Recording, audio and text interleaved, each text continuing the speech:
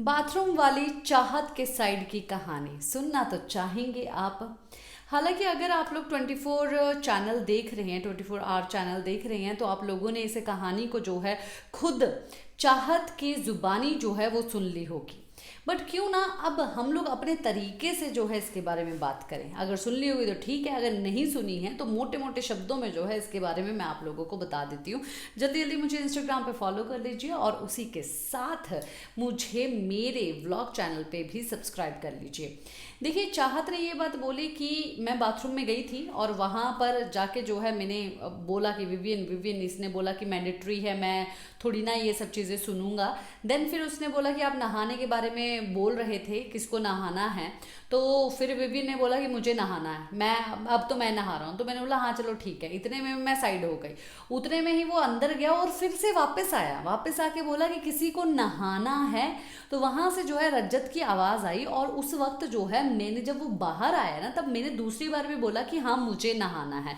तब उसने जो है मुझे ये सब चीज़ें का आंसर ही नहीं दिया, यानी कि मतलब कि तेरे को तो मैं जाने ही नहीं दूंगा, तेरे लिए तो मैंने पूछा ही नहीं है, और कोई भी जा सकता है घर का सदस्य, पर तू नहीं जा सकती है।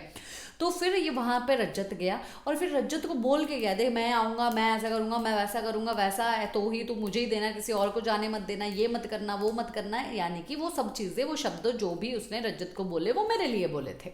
और मैं तो मतलब कि वहाँ से चला गया। जाने के बाद जब रज्जत ने खोला डोर, तो मैं एक्चुअली में धक्का मार के जो है थोड़ा अंदर घुसी, क्योंकि मुझे वॉशरूम जाना था। और मैंने वॉशरूम के बारे में जो है बिल्कुल भी जो है इसको विवियन को नहीं बोला। मैंने नहाने के बारे में ही बोला, मैंने वॉशरूम के बारे में नहीं बोला।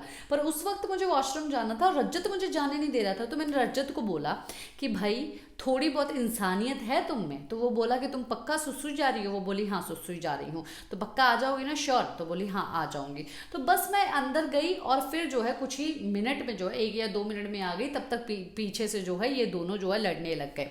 अभी आप ये सब चीज़ें जो है सारा को बता रही थी, तो वहाँ पर जो चाहत है उसने बहुत अच्छा पॉइंट बोला, क्योंकि जो सारा अरफीन है वो विविन का साथ दे रही है कि विविन के माइंड में ये था कि भाई ये इसको नहाना है, तो ये नहाने मेरे से पहले घुस गई, इसीलिए जो है उसके दिमाग में इतना सारी चीज़ें आई। तो इसने ये चीज़ बोला कि भाई देखो सारा, आप अगर हेमा जी को बोल के जाओगी, ठीक है, उस वक्त मैं घुस जाऊं और हेमा जी बाहर है, तब आप आएंगी तो फिर आप हेमा जी आपको बोल देंगी, जैसे कि रज्जत ने बोला उसको कि वो आ रही है वॉशरूम में बस 2 मिनट में, अगर वो नहीं आती तो मेरी जवाबदारी है। तब उसने बोला और तभी मैं आ गई।